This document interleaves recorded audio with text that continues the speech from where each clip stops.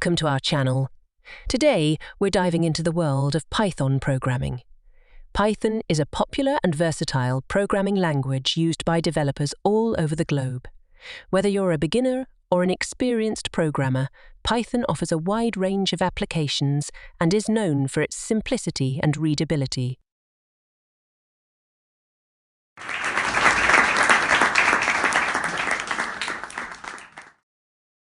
In this video, we'll give you a brief introduction to Python, covering its history, features, and why it's a great language to learn. So, let's get started. Python was created by Guido van Rossum and first released in 1991. It was designed to emphasize code readability with a clean and organized syntax that makes it easy to write and understand.